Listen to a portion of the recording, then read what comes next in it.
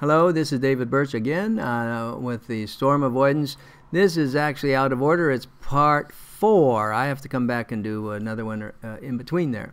But I have the weather maps all set up for this hurricane, so I'm going to do this one first, then go to the East Coast. But first, just a little follow-up on that. I talked about in the one of the videos about getting those text report, those alerts from the Hurricane Center in Hawaii.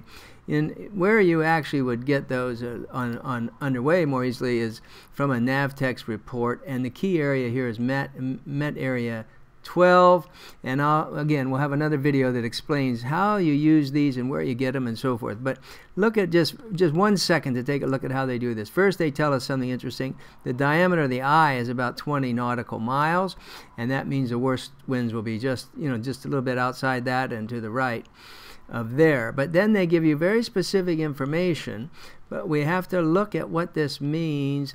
These are giving us the radii of the quadrants where the wind is located. So if you look down here on this valid 3, August 3rd, 12 Zulu, the storm will be at this location, and then the max wind is that. But now they're telling us it'll be, here's the quadrant, and quadrant means a northeast quadrant, and then that'll extend out 25 nautical miles.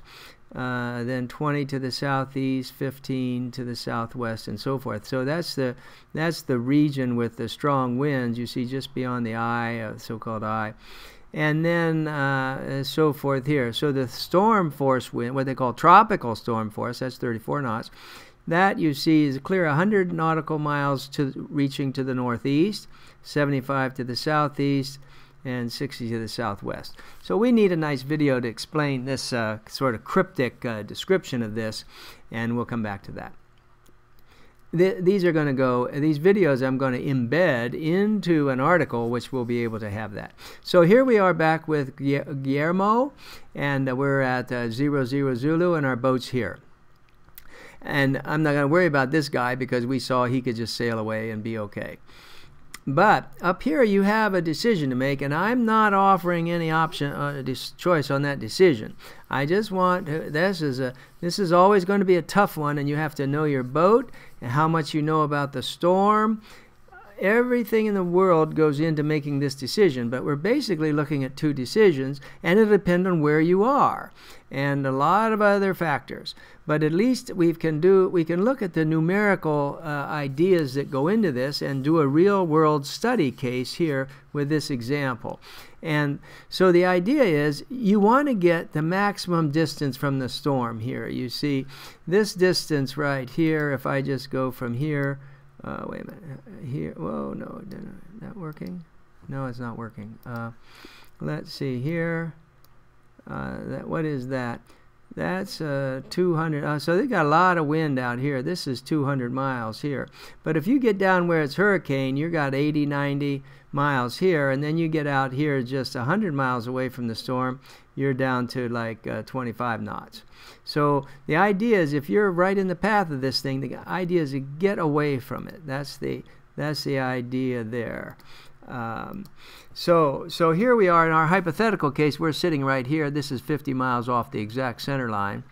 And so what's the reasoning? So the idea is, the first guess might be sail perpendicular to the path. You would think that gives you the most miles, but in reality it's not exactly right. If you know this path, and again if you have the forecast from them, that's pretty good. You can count on it pretty well. And if you know that for a day or so, forecast, then you can do a little bit better than just sailing perpendicular. In fact, what you want to do is, like I've drawn this out already, you want to go forward of the perpendicular. Forward of the perpendicular by some amount. And let's go back to the textbook. Where is that? The textbook here. Here's the angle. You want to go some distance forward of the angle. And let's see if what I shows here. The idea is if you go perpendicular, you're going to have at some time T4, if this is 0, T4, you're going to be here. Whereas if you go forward like that, what happens is you're getting some component of velocity this way and some component this way. So you're increasing a little bit your time of how much you've got as you go this way. So you can get farther from the storm by reaching going a little bit forward of perpendicular. And the amount you go, this is again theory. You got to look at all the data and see what's going on, the sea state, what you can do, what you can't do, what the winds are. We're going to look at a real world case of winds here in a minute. But that angle, you can get that angle. Well, here's a formula. In this book, there's a formula. It's the arc, well, that's mathematical. Arc sine of your speed divided by the storm speed. Now, it means if your speed's faster than the storm, you just run away from it, you know, in principle. But your speed, let's say your speed is less than the storm speed, the most common case, so you've got to figure that angle. You can do the trigonometry there, or just look in this table. And I did some, let's see, if we know the storm's going 9 knots right now this day, 9 knots. So if we say we're going 6 knots, 6, that would be 0.7, so that angle would be 44. You'd go 44 degrees forward of the perpendicular. If you could go 8 knots, then that's 8 divided by 9 is 0.9, then you'd go 64 degrees forward. Ultimately, as you go much faster, you can run right away from it. But that's the angle. So we're going to do a case where it's about like 6. Okay, let me just show you what's involved. We'll do 6 knots one case, and then, 6 knots in one case and 8 knots go in the other direction. So that's the book to refer to that more slowly, or come back to the article. So what I've done here is, this is 6 knots. Now, okay, but I'm not even really using 6 knots. This is a sophisticated program. So I'm just assuming I've got a Cal 40 in this analysis here. So I'm going to use the polar diagrams for the Cal 40 and then use the actual winds to figure out how fast I'm going. But I'm ratcheting that down quite a bit. Here we're going sort of like a reach, or, you know, a pretty close reach to get out of here this way. Pretty close reach. Now, but the seas are going to be huge. The seas are going to be huge here and nasty. So you can't figure you're going to have real efficient time getting out of here. So you want to be conservative or run a little wise and see what you can really do. You got to have some real numbers here before doing this. But anyway, if we're going to run, we're going to go that way. Definitely not back that way. And that way is not as good. It's a little bit forward by that angle. So now what we'll do here is, let me just go to this program to be sure I have this set right. Marks there, and I'm going to run. I'm going to activate that route, run it. Okay, okay. And then I'm going to go optimal, and settings. I'm going to optimize the route starting at 1500. That's correct. 2015. Okay. So I'm going to just now let the computer tell me where I'm going to be. Again, you have your own knowledge of that from your own boat. So here's now the computer has told me roughly, I should have shut this off. It doesn't matter that much for now. These are just shows that within a couple hours. These are all means no matter what you do within this path, it's going to be within a few hours, the same thing. Okay, but now, so you see, this is the path that goes up here. So let's just see if we ran. Now let's just start the weather and go up there. You see, if I just sat there, I'm going to have, well, here's the case. This storm is diminishing, but I still am going to have 45 knots here. We saw that a while ago. If I just sit here when this storm goes by, I'm going to have 45 knots plus something here. So I can do better by getting away from it going that way. And so then I can just go forward. Each of these are, what these lines are here are where you would be 6 hours, every 6 hours. 0, 6, 12, 18, whatever. So now we're at 06, we're up here.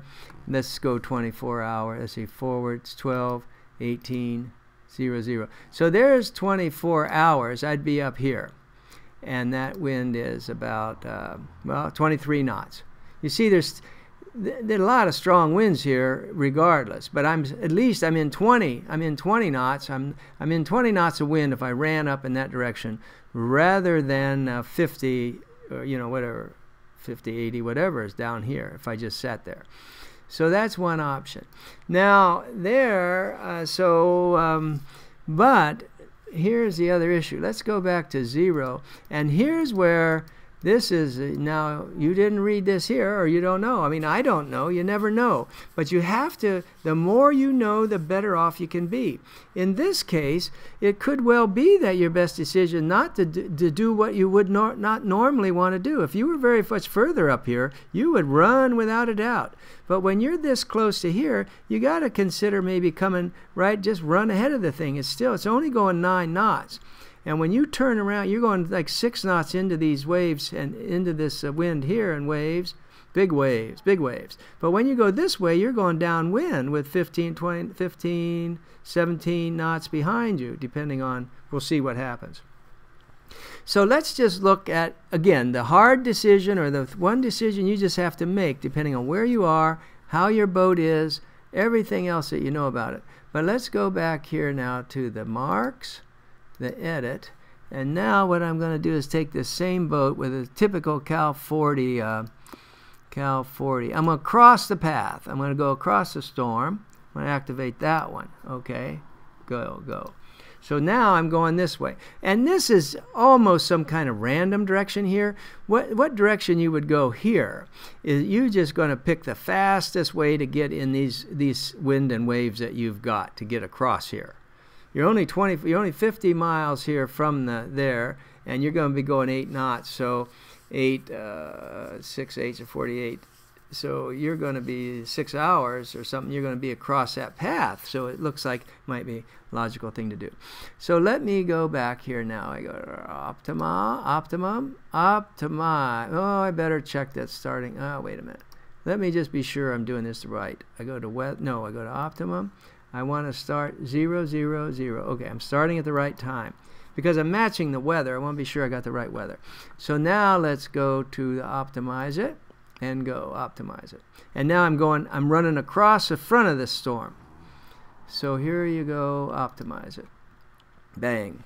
Now, and more or less like we guessed, you know, this boat, here it is 6, remember, these are 6, 12, 18, 20. So that must be 24 somewhere here. Let's see, 6, 12, 18, 24. So 24 hours. So let's now step through this guy and see what happens to your winds as you're running across here. I'll go back to the weather and forward. Okay, so here's my boat's going to come running out of here. Well, I'll probably see this guy going up here too. Yeah, oh, I do see them both. So this guy is now, if I had set this program up right and dealt with those waves properly, that would slow this guy down. Now, I haven't done that. So it's pretending it's just sailing along in life, whereas there's some big waves you can put in here would slow that down. But this one, you're going fast, probably faster than I assumed here. All right, then another 6 hours. So now you're up to here. You see, and already the storm is here. And you've gotten up to here, another 6, that's 12, 18. Now the boat is here, so you're in, what kind of wind are you in here now? You're in like 13 knots of wind. So you're past, you got by it, and off you go. Okay, another forward. There's 24 hours. So 24 hours you're here. The storm is right behind you. And had you been here, you'd be 30 knots on this side. But over on this side, you squeaked across. Well, you didn't squeak, actually. You were running pretty fast across there. And you came down here, and you got by it just fine. And so, but just move this point up here, or move it somewhere else. So you see that you have a really hard decision to make in a case like that. Or you take, whatever. If you're going to stay up here, then you just want to try to sneak forward that way rather than just stop and wait for it here if you just keep drifting in that direction. And the key thing is the knowledge of how it's moving. And you can get that from the radio, the Met area reports, or this other text reports. So I'll stop this one here, and then we'll come back and look at a similar storm, not so serious a storm as this one, but still a storm in the other ocean.